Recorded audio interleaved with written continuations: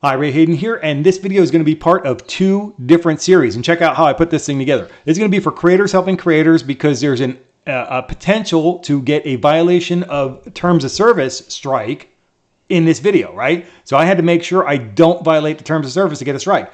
Also related to legal things, contracts, agreements, stuff like that, right?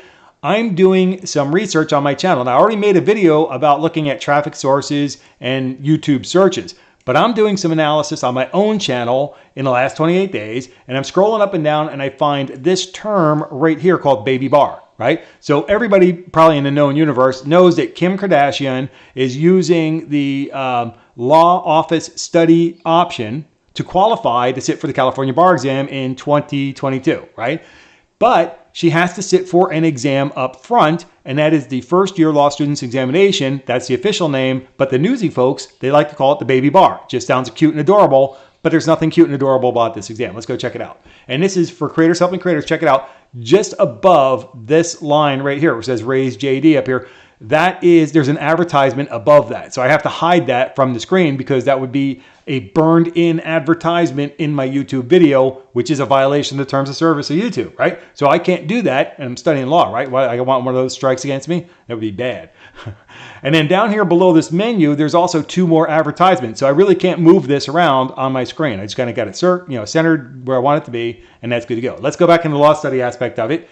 And by the way, on my other web page over here, I'm going to come to in a few minutes, same thing. I got to make sure I don't have an advertisement on the screen, all right? That's not a YouTube advertisement. So here's the deal. The first year law students examination, I had to sit for 6 times, right? So here they are. They offer it 2 times a year. It's in June and October every year. So here's 2012, 2013, 2014. 3 years of my life went into this exam, right? The other problem is I continued to study law during this period of time.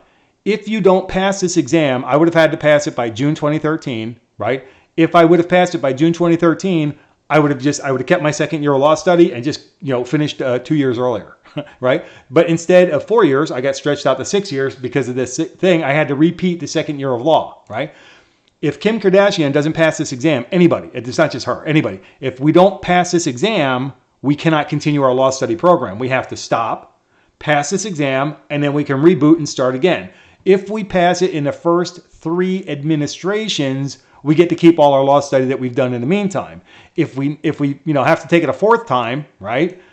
Then we have to restart the second year and go forward from there. And I had to restart my second year and go there from here. So that's why I lost 3 years. So here's the deal. The first time I went out there, I got a 441. At that point, I'm like, I need to do something. I got 4 55s, right? These 55s right here. I'll get to question number 1 here. On question number 1, 2, 3, and 4, I got 55. Like across the board, I'm like, okay, that's pretty bad. Right? So I need to do something better. But I also got a 65 on the multiple choice questions. So this tells me I do better on multiple choice questions, all right? Or do I? We'll get to that in a minute. On the second exam, now on the first one, I got a 441, right? On the second one, after I went through a whole bunch of preparation and study and everything else, really some scientific evaluation stuff, I ended up with a 505. I'm like, okay, well, it's better, but 60 points better. So yeah, good increase. And then I go take it again and I got a 506. I was like, oh, not so good. And then the next time I took it, I got a 533. I'm like, well, I'm moving forward again. And then the next time I took it, I got a 526. Now my score at this point has dropped. So as long as my score was increasing, I promised myself I'm just going to take it until I pass because it's not a question of if, it's a question of when. But when I hit a 526, it became a question of if, and I was done, right? Pardon me. I could have walked away like nobody's business and just forgot about it and then, pat myself on the back and say, well, I tried, right? But in this failure, I had a huge success right here on the 72. This is where this success came into mind. It pinpointed where my problem was. In this first exam, I got a 65. These are multiple choice questions. I got a 65, right? Then I got a 72. Then I got a 65, another 65, and then I got another 72. Here's the deal. What I saw with this was I am either getting a 65 or a 72. I'm not getting a 63, a 66, a 68, a 71, or a 70. I'm either getting 65 or 72.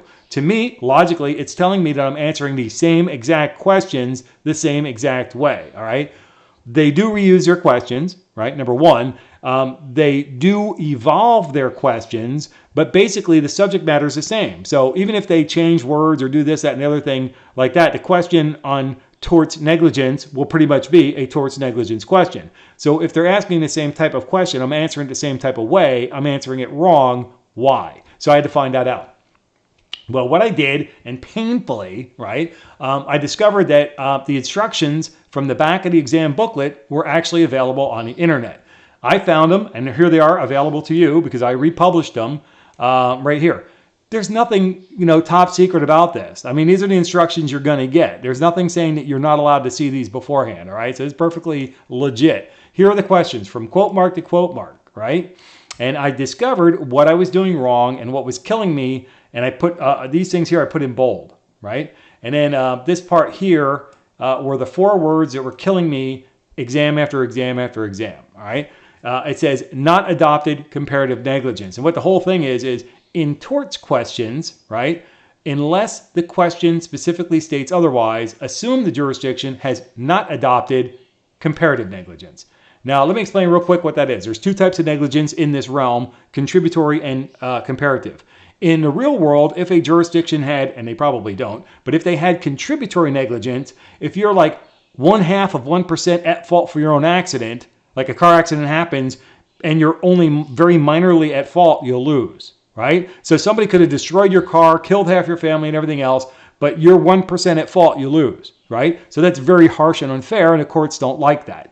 So they come up with this comparative negligence. It's kind of court-made law, right? So the comparative negligence says, for example, one that works throughout all of comparative, if you're like 25% at fault for your own accident, you can still get the 75%, right? You had some fault. Everybody's not perfectly clean. You got 25% at fault for your own damages. You still get the 75%. And here's how they do it. Just, informationally, they give you the 100%, right? Then they decrease that by 25% that you're at fault, and then you get the 75% that's left over, right? So, and there's more to it from that, and that's not on the test, so we don't care. But the comparative negligence, and the problem with it for me was, we just did 4 hours of essays in the morning, right? Had a horrible lunch. No matter how good the lunch was, it was horrible.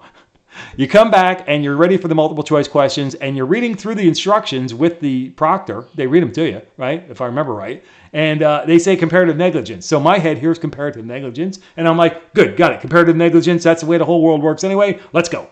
And so I'm answering all the questions, comparative negligence, when they're saying, unless they otherwise tell you, right? Unless they state otherwise, consider contributory negligence. Right? That's what they're saying. They could have said, assume contributory negligence, but they didn't say it that way. After 4 hours of melting my brain, they say, not adopted comparative negligence. I'm like, thank you very much. Greatly appreciate it. So once I figured that out, I nailed it and I passed the exam. Now I want to say one more thing about that final exam. A kind of interesting thing about that.